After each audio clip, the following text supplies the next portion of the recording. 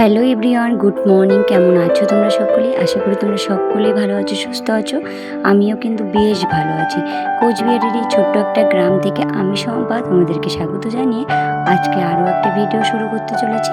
আশা করি ভিডিওটা অনেক ভালো লাগবে আর সম্পূর্ণ ভিডিওটা দেখার অনুরোধ রইল। ঝাঁট দেওয়ার আগে কিন্তু বারান্দাটাও ঝাঁট দিয়ে নিলাম পরিষ্কার করে। আর বারান্দার উপরটা না অনেকগুলো মাকড়সা জাল বেঁধেছিল, সেগুলো চোখে পড়লো। তারপর কিন্তু বারান্দাটা ভালো করে উপরে মাকড়সাগুলোও কিন্তু ঝাঁট দিয়ে ফেলে দিলাম। উঠানে তো সেভাবে এখন আর বেশি পাতা পড়ে না, শুধু হলুদ ফুলের পাতাগুলো আর থলপদ্মে দুই একটা করে পাতাই কিন্তু পড়ে। তাছাড়া কিছুদিন আগে তো পেয়ারা পাতাটা খুব অতিরিক্ত পড়েছিল, এখন কিন্তু পেয়ারা পাতাটা একটু কমই পড়ে। গাড়ি দুটো কিন্তু উঠানে থাকে দেখে কিন্তু ছাদ দিতে একটু অসুবিধাই হয় প্রত্যেক দিনই প্রায়, মানে সকাল টাইমটাই অসুবিধা হয়। তারপর না দুপুরবেলা তো তোমাদের দাদাভাই তো গাড়িটা নিয়েই যায়, একটা গাড়ি আর একটা থাকে, তখন আর বেশি একটা সমস্যা হয় না, কিন্তু সকালবেলা ছাদ দিতে একটু অসুবিধাই হয়।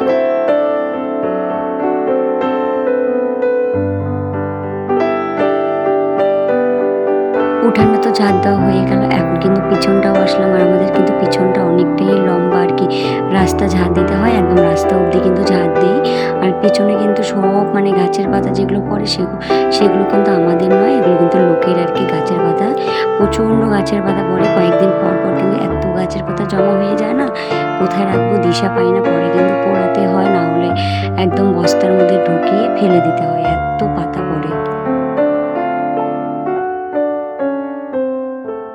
আজকে কিন্তু মনটা একদমই ভালো না, কাজ করতেছি কিন্তু মনে কোনো শান্তি নেই। আমি কিন্তু রাত্রিবেলা থেকে দুদিন থেকে একদমই ঘুমাতে পারছি না।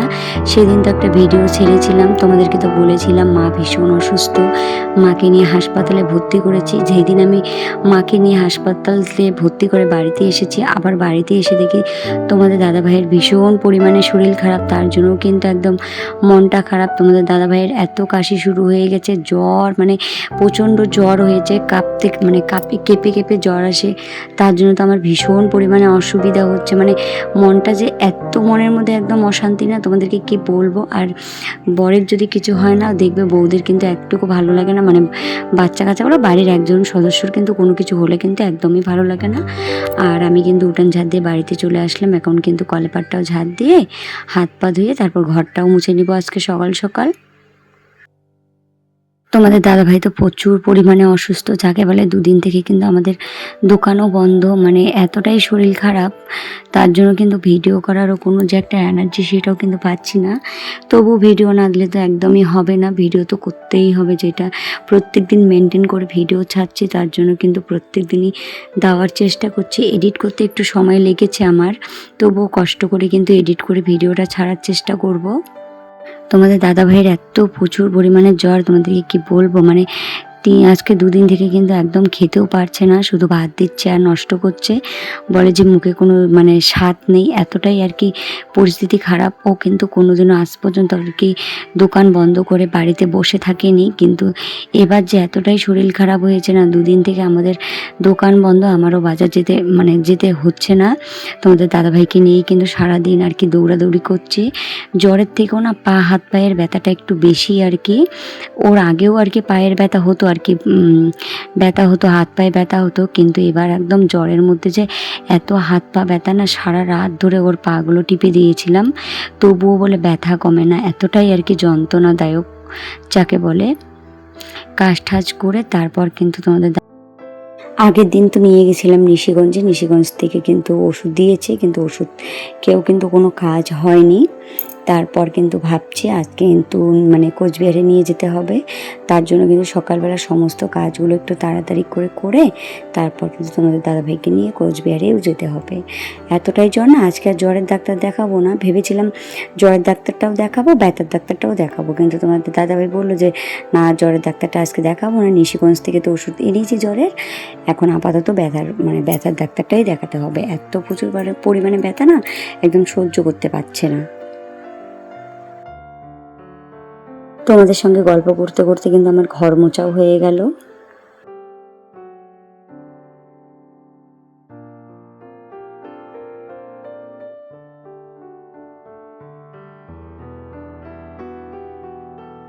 কালকে জামাগুলো ধুয়েছিলাম, একদমই শুকায়নি, তার জন্য কিন্তু বারান্দায় মেলে দিয়েছি। এখন হয়তো রৌদ্র উঠলে, মানে কয়েকদিন ধরে কী হয় বলো তো, এইদিকে মানে রৌদ্র উঠছে, কিছুক্ষণ পর কিন্তু আবার আকাশটা একদম অন্ধকার করে আসে। তারপর কিন্তু জামা কাপড়গুলো তুলতে হয়। অনেক সময় বৃষ্টি আসে, অনেক সময় আবার বৃষ্টি আসে না, আকাশটা পুরো অন্ধকার হয়েই থাকে। তার জন্য কিন্তু কিছুদিন ধরে না জামা কাপড় একদমই ভালো করে শুকাচ্ছে না। প্রত্যেক দিনের জামা তো প্রত্যেক দিন একদমই শুকাতে চাচ্ছে না, প্রায় জামা শুকাতে শুকাতে কিন্তু আমাদের এদিকে প্রায় 2 দিন করেই লেগে যাচ্ছে। এখন ঘরটা মুছে নিয়ে কিন্তু ব্রাশ করে চান করে নেব, তারপর দেখি যা বাদ বাকি কাজ আছে সেই কাজগুলো কিন্তু করতে হবে। সব কাজ করতে না এখন কেন জানি লেট হচ্ছে।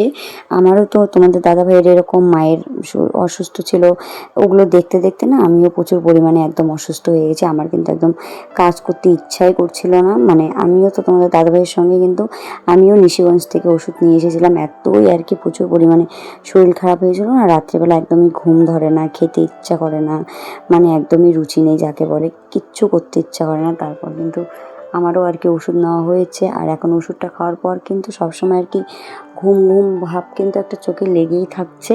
তার জন্য কিন্তু সকালবেলা একদমই কাজ করতে ইচ্ছা করে না, মানে এতটাই অলসতা কাজ করছে আমার শরীরে, মানে কোনো কাজের দিকে কিন্তু একদমই এনার্জি পাচ্ছি না। কি করা যাবে আর, তবুও একলা সংসার, করতে ইচ্ছা না করলেও কিন্তু করতে হবে। এখন কিন্তু টেবিলটাও মুছে নেবো। টেবিলটার মধ্যে কী হয় বলো তো, অনেক সময় উপর থেকে না মানে টিকটিকির পায়খানা পড়ে যায়, তার জন্য কিন্তু 2-3 বেলা করে কিন্তু এই যে টেবিলটাও কিন্তু মুছে নিতে হয়। এখন আপাতত কিছু মানে নোংরা নেই, তবু আর কি সকালবেলা মুছে নিলাম, পরে যদি দেখি আবার মানে নোংরা হয় তারপর কিন্তু আবার ভালো করে মুছে নিতে হবে। টেবিলটা রেখে তো অনেক জিনিস টুকটাক করে রাখতে পারি। আগে যখন টেবিলটা ছিল না তখন কিন্তু এই জিনিসগুলো আর কি রাখতে পারিনি, একটু অসুবিধা হয়ে গেছিলো, আর এখন কিন্তু টেবিলটার জন্য অনেক কিছু রাখতে পারি। এখন কিন্তু এই বারান্দাটাও মুছে নিব, আর এই বারান্দাটা দিয়ে শুধু কলেপার আসার জন্যই বেশি ব্যবহার করা হয়, বাদ বাকি তো কোনো কিছু আর কি রাখি না বারান্দার মধ্যে। এই বারান্দাটায় তো একদম প্রত্যেক বছরে এত লাল পিঁপড়া হয় না, এই সিজনে একদম এই বারান্দা দিয়ে না একদমই হাঁটাই যাচ্ছে না। যখনই আর কি কেউ এই বারান্দা দিয়ে হাঁটা আর কি হচ্ছে, তখনই কিন্তু একদম লাল পিঁপড়া পায়ের মধ্যে কামড় দিয়ে একদম চুলকাচুলকি শুরু হয়ে যায়, এতটাই লাল পিঁপড়া হয়েছে। জলের মধ্যে কিন্তু ফিনালও নিয়ে নিয়েছি যাতে পিঁপড়াগুলো আর কি মরে, তবুও কিন্তু মরেনি। অনেক পিঁপড়ে এত কামড় দিচ্ছিল না আমার পায়ের মধ্যে, মানে তারপর একটু কম্পোর্ট নিয়েছি, একটু ছাপ নিয়েছি, নিয়েই কিন্তু ঘরটা মুছে নিচ্ছি। এগুলো দিয়ে ঘর মুছলে কী হয়, ঘরটা অনেকটা আর কি পরিষ্কারও হয়, আর একটু কম্পোর্ট দিলে কী হয়, ঘরগুলো অনেকটা একটু সুগন্ধ ছড়ায় থাকে, তো ভালো লাগে।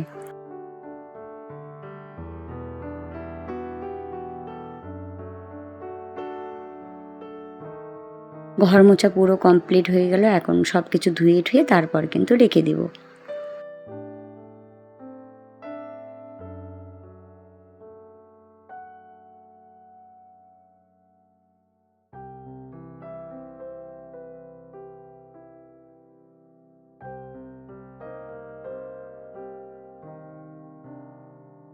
সমস্ত কাজ করা তো প্রায় কমপ্লিট হয়ে গেল, এখন কিন্তু ব্রাশ করে চান করে নিব, আর কলেপারটাও ভালো করে ধুয়ে নিচ্ছি। আর কি বলো তো, অনেক সময় বাসন টাসন মাজা হয় তো এঁটো টেটো পড়ে থাকে, তার জন্য কিন্তু আমি প্রত্যেকদিন সকালবেলা এইভাবে কলেপারটা আর কি মোটর দিয়ে ধুয়ে পরিষ্কার করে নিই। আর এখন কিন্তু পায়খানা বাথরুমে জল আর কি দিব, ভালো করে পায়খানা বাথরুমটা পরিষ্কার করে ধুয়ে নিব। তারপর আবার মানে পেচ্ছাপ ঘরের জন্য, পায়খানার জন্য আবার জলও তুলে রাখতে হবে। মানে সকালবেলা কিন্তু এই কাজগুলো আমার অবশ্যই আর কি করতে হয়।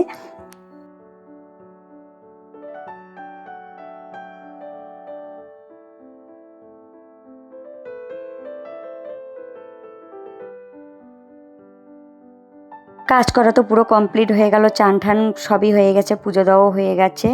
এখন কিন্তু চা আর মুড়ি খাবো। অনেক দিন থেকে মুড়িটা খাই না, তো তার জন্য ভাবলাম যে আজকে মুড়ি মাখা করি। মুড়ি মাখা করে চানাচুরটাও নষ্ট হয়ে যাচ্ছে, তার জন্য কিন্তু আর কি মুড়ি মাখা করলাম।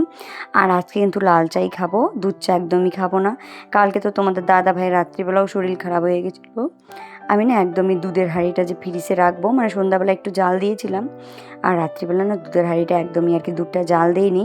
তারপর যখন ঘুমিয়েছিলাম তারপর কিন্তু মনে পড়েছিল যে আজকে তো দুধটা একটু জাল দেওয়া কমই হয়েছে, যদি ফ্রিজে রাখতাম তবুও আর কি ভালো হতো। কিন্তু না গো, আমি একদম দুধের হাঁড়িটা ফ্রিজে রাখিনি। আর সকালবেলা যখন চা করতে গেছিলাম একদম দুধটা একদম ফেটে একদম দই দই হয়ে গেছিলো, পরে তো ওই দুধগুলো ফেলিয়ে দিলাম। এখন তোমাদের দাদাভাইয়ের কিন্তু পাগুলো টিপে দিচ্ছি। এত প্রচুর পরিমাণে ব্যথা না, তোমাদেরকে কি বলবো।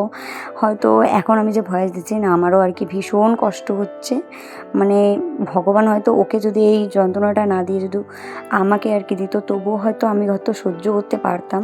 কিন্তু ও কিন্তু একদমই সহ্য করতে পারছে না। আজকে প্রায় 2 দিন থেকে এত কষ্ট করছে, হাতে পায়ে মানে প্রচণ্ড ব্যথা। মাঝখানে তো একদিন রবিবার পড়েছিল, তার জন্য কিন্তু কোচবিহারে যেতে পারিনি।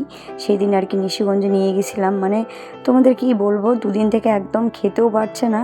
আর আমার কিন্তু মানে ভয়েস দিতেই কিন্তু খুব কষ্ট লাগছে, এতটাই আর কি ওর ব্যথা। মানে আমার মানে কেউ বাকি নেই যে ওকে এসে ওর পাগুলো আজকে আর কি মানে 2 দিন থেকে কেউ টিপে দিচ্ছে না। শাশুড়ি মা আছে, শাশুড়ি মা এসে পাগুলো টিপে দিচ্ছে। তারপর আমার মা এসেছিলো সেদিন, আমার দিদি এসেছিলো, দিদি আর মাও কিন্তু পাগুলো টিপে দিচ্ছে মানে দিয়েছিল। এতটাই আর কি ব্যথা। ঠাম্মা আছে, ঠাম্মাও টিপে দিয়েছিল। মানে এতটাই আর কি কষ্ট লাগছিল না, তোমাদেরকে কি মানে বলে বোঝাতে পারবো না। কেন জানি না কয়েকদিন ধরে যে এত আর কি মানে বাড়ির উপর যে এত বিপদ আছে, তোমাদেরকে বলে বোঝাতে পারবো না।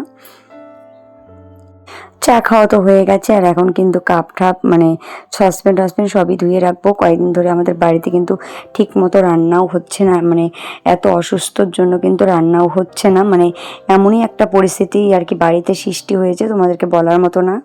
বোতলেও জলগুলো ভরিয়ে নিলাম, আর এখন কিন্তু কিছুটা জল তোমাদের দাদাভাইয়ের জন্য বাইরেই রেখে দেবো, আর বাদ বাকি জলগুলো কিন্তু ফ্রিজে রেখে দেবো। তোমাদের দাদাভাই তো এখন আর ফ্রিজের জল খেতে পারবে না। প্রচণ্ড কাশি, সর্দি, জ্বর একদম মানে লেগে গেছে, তার মধ্যে আবার হাতে পায়ে ব্যথা। তোমাদের দাদাভাই বলে যে জ্বরের থেকেও জ্বর আসুক তবু আর কি ভালো, মানে হাতে পায়ে যে ব্যথাটা করে না, সেই ব্যথাটাই আর কি ওর বলে সহ্য করতে ভীষণ কষ্ট হচ্ছে আর কি।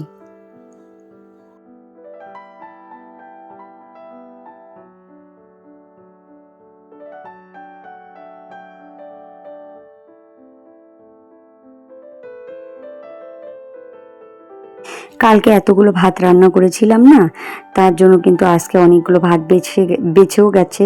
তোমাদের দাদাভাইকে একদমই জল দেওয়া ভাত দেইনি, পিসি শাশুড়ির কাছে আর কি গরম ভাত নিয়ে এসেছিলাম। আর কালকে মাছের ঝোল ছিল, সেই মাছের ঝোল গরম করে কিন্তু তোমাদের দাদাভাইকে আর কি গরম ভাতই দিলাম।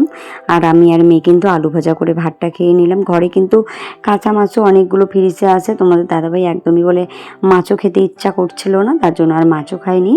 আমি আর মেয়ে কিন্তু আর কি আলু ভাজা দিয়ে ভাতগুলো খেয়ে নিলাম। মাছও তোমাদের দাদাভাই খায়নি দেখে কিন্তু আমিও আর মাছ ভাজা করিনি। মাছের ঝোল ছিল তবুও আর কি মেয়ে খেয়েছে একটা পিস, কিন্তু আমি একদম মাছ টাছ আর কিচ্ছু খাইনি। এখন কিন্তু বেড কাভারটা তুলে ভালো করে ঝেড়ে ঠেড়ে তারপর কিন্তু বিছানার মধ্যে পেরে নেব, কারণ তোমাদের দাদাভাই তো সারাদিনই প্রায় বিছানার মধ্যে থাকবে। আর বেড কাভারটা কিন্তু কালকেই পেতেছিলাম, নোংরাও হয়নি। আর যদি 3-4 দিন হতো না, তাহলে বেড কাভারটাও মানে মনে হয় চেঞ্জ করে দিতাম, কারণ অসুস্থ মানুষ আর কি ঘরে থাকলে সবসময় কিন্তু পরিষ্কার পরিচ্ছন্ন বেড কাভার টেড কাভারই কিন্তু পারতে হয় আর কি। জ্বর জয়তেও মানে ইনফেকশনেরও একটা ব্যাপার থাকে, তার জন্য কিন্তু আর কি প্রয়োজন হয়। কিন্তু কালকে বেড কাভারটা পেরেছিলাম দেখে কিন্তু আর বেড কাভারটা তুললাম না, ঝেড়ে ঝেড়ে কিন্তু পেরে নিলাম। কাজ করা তো পুরো কমপ্লিট হয়ে গেছে, এখন কিন্তু কোচবিহারে চলে যাব। আর কোচবিহারে তো গিয়েছিলাম, যাওয়ার পর ডাক্তার দেখাতে দেখাতে 4টা বেজে গেছিলো। মানে ডাক্তার এমন সময় গেছিলাম 10টার দিকে, তখন কিন্তু আর কি ডাক্তার 10টার দিকে বসবে না, ডাক্তার বসবে 2টার দিকে।